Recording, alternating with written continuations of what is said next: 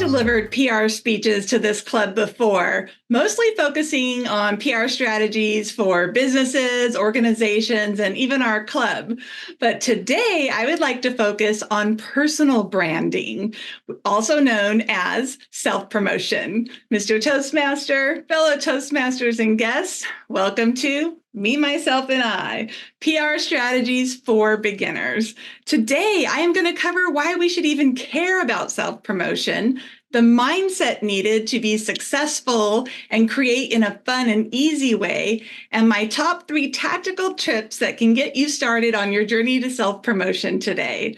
So let's dive in. First of all, why should we even care about online? Well, like it or not, we are all online. Even if we're not participating in it actively, people might post a video about us or make a comment at work, and we start getting an online reputation, whether we know so or not sometimes. And online is forever. I challenge you all every once in a while to do a Google search on yourself. What happens in the Google search if you're not making current content? Whatever is posted about you or what you post will push down the older content. For example, way at the bottom, you can see I did a cancer speech in 2012. That's a long time ago. So now with my new company, Sugar Please Productions, I need to start making content. Another reason why we should care is legacy. We need to pay it forward, friends. We spend so much time going to school and learning new things. Why not share and teach people the knowledge that you've acquired and pay it forward to those yet to come? My contribution to our club is our YouTube channel. We have over 70 videos up there now, and the thing I love about it the most is you can go back and look at a speech you did a year or 2 ago and see how far you've come. It's a great way to leave a legacy. Next is the call gets louder. If you do not answer the call to create and self-promotion and there's something in you that you want to do, it will nag at you. It will get louder and louder. I spent the first 4 decades of my career promoting and building other people's dreams, and I just had this nagging feeling that I wanted to produce my own videos and my own books, and that led me to launching Sugar Please Production 2 years ago, and this is an example of my children's book that's coming out this year about my rescued kitty baby. Mindset. I'm not going to lie, it can be really challenging when we're doing self-promotion. Imposter syndrome is real, so we have to consistently choose the mindset that we're going to take each morning. For example, I like to think of it as people are not normally built to talk about themselves, they're built to serve. So what if you change the word from self-promotion to serving your clients, serving your club? Then it's no longer about you, it's about what you're serving. And remember, your vibe attracts your tribe. So if you don't choose your mindset, you might get a negative Nelly or a negative tribe.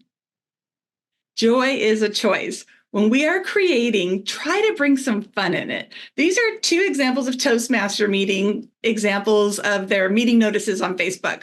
The first one is ours. We did a Leap Day meeting and Lynn got us frog hats and we had fun. And the bottom one is a template that you'll see a lot of Toastmasters just slap up the template and move on. But when you're creating your own promotions or you're promoting other people, think about adding some personality into it.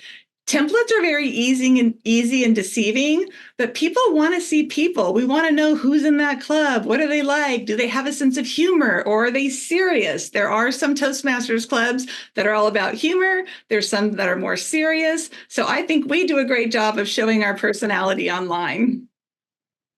Showing up is not showing off. I get this all the time from my private coaching clients. I feel like I'm showing off.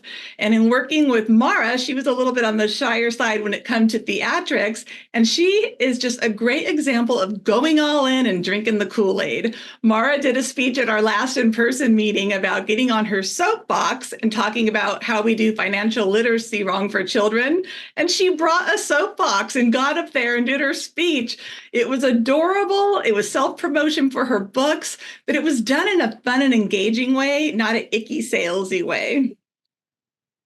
Sparkle and shine. It's so much fun to contribute to other people's dreams. We think about we have to do our own things, but how about add a little magic to other people? It's hard when people are building business promotions and having events and parties. Why not bring some magic of your own without being asked? One of the examples up there, I'm in a Christmas dress, and Mara was my client at the time and invited me to her client party. So I decided it's a Christmas party. Why not put my Christmas dress on and have some fun? I wasn't asked. I wasn't part of the party. I was just bringing some magic for Mara because I knew she would be making some introductions for me. A word of caution with sparkle and shine, though. The better we get at opening ourselves up and just letting our magic rip, you will get criticized more.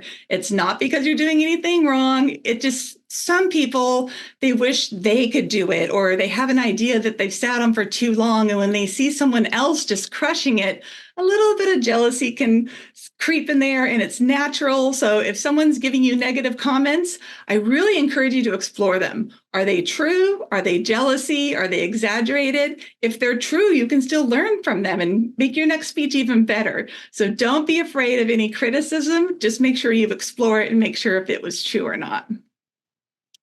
All right, tactical tips. There's 3 things you can do right now to jump into self-promotion. Even if you don't have a company, if you're promoting your own company's events or your organization or even something like Toastmasters.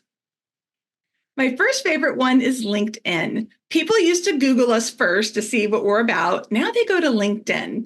LinkedIn is really being considered as the new resume now. So be sure you're treating it like a little mini website. Here's my example. I don't just use the blue header that comes with LinkedIn. I clearly put my logo, what I do for a living. I put a picture of Mara making her magic so people can see me in action. Make sure you take advantage of the title. Tell people what you do. If you have a fun name like me, I like to call myself the Magic Maker, put it in there. And then make a video. Share some videos of your company or your organization. Or what if you're even a mom and you're trying to get Girl Scout cookies sales for your child? You can do that. It doesn't have to be all about business. It's just about promoting the things we care and love about. Email signatures. This is one of the most overlooked ones. I try to have an email signature for everything I'm doing. So the top one is my business, Sugar Please Productions, and people can easily get to my social links. Then I have my book promotion because Baby's book is his own promotion. So people can choose. Do they want to follow me? Do they want to just see my promotions? And then I have a third one that I use for our club. And now I need to upgrade it and put the conference links in there. But the really great thing about this is especially if you're trying to sell something or get people to buy into something, you never know who's going to forward your email or CC or get involved in a conversation. Now you're being exposed to those people's audiences, and you may just be able to get into their networks. Play, pause, do. This is my favorite one. I spent hundreds of hours last year on YouTube trying to do video production and how to set up lighting. And then this genius concept came into my mind. Play, pause, do. I love Canva for beginners if you want to create. So go into Canva, look for a tutorial, and then open a project right in Canva, play it, pause it, and then do it, follow along, and then you'll have a project by the end. Instead of just knowledge, you'll be producing things for your brand or your business. And lastly, here's Mara making magic again. She will say she's not funny, but after hundreds of hours of YouTube and getting out in front of people and finishing the humorous path, she is funny. She's crushing it because she did the work. Friends, I encourage you to make your magic today. Don't wait for some magical time in the future to do it. Start promoting me, myself, and I, and see your dreams come into reality. Mr. Toastmaster.